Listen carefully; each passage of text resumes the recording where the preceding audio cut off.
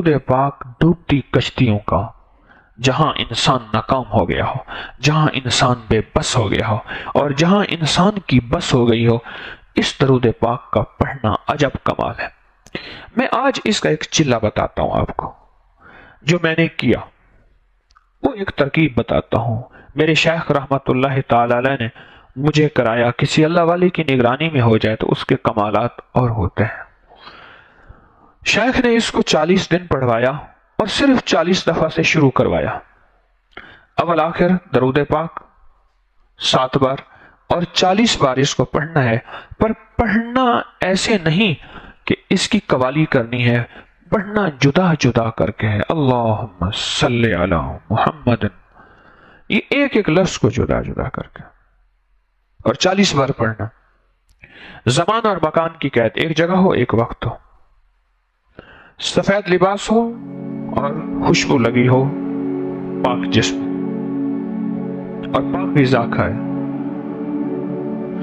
پھر اگلے دفعہ اگلے دن اس کو 40 اور بڑھانا ہے، پھر اگلے دن اس میں 40 اور بڑھانا ہے، پھر اگلے دن اس پہ 40 اور بڑھانا ہے۔ تو 40 دن کے بعد اس کی تعداد کتنی ہو جائے گی؟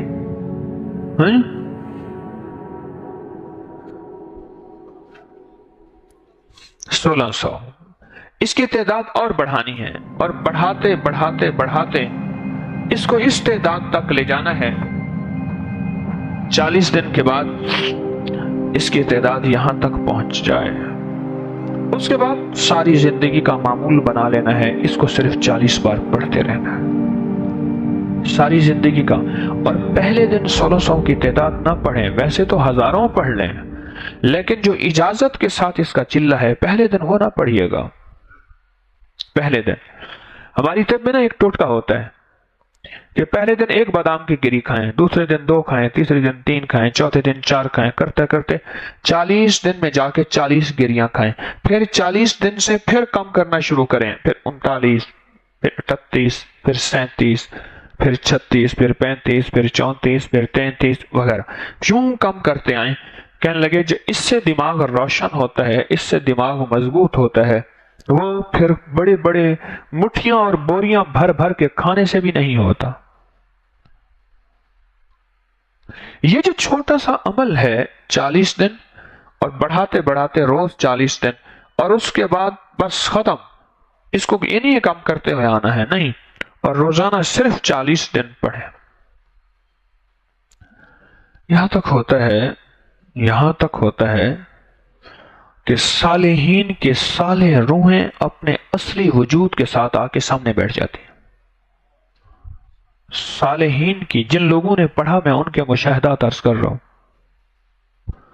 جن لوگوں نے پڑھا میں ان کے مشاہدات عرض کر رہا ہوں۔ دنیا کے کمالات تو با کمال ہیں نا، مسائل مشکلات، آخری بات میں نے آپ کو عرض کر دی، مسائل مشکلات کو سب چھوڑ دیں۔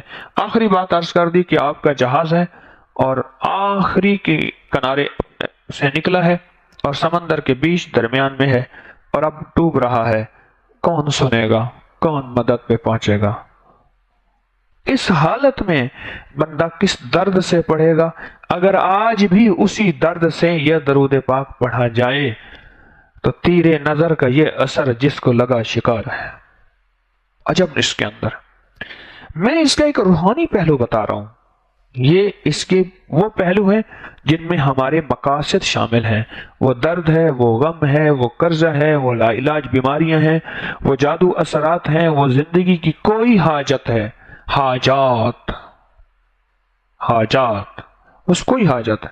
میں اس کا ایک روحانی پہلو بتا رہا ہوں، اگر بندہ درد اور غم اور کیفیت اور طہارت کے ساتھ اس کو پڑھے، تو جن لوگوں نے پڑھا میں نے ان سے یہاں تک سنا کہ اللہ والوں کی روحیں اپنے حقیقی جسم کے ساتھ آ کے ایسے سامنے بیٹھ جاتی۔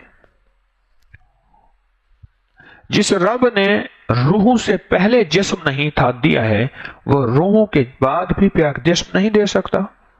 جس رب نے پھر جسم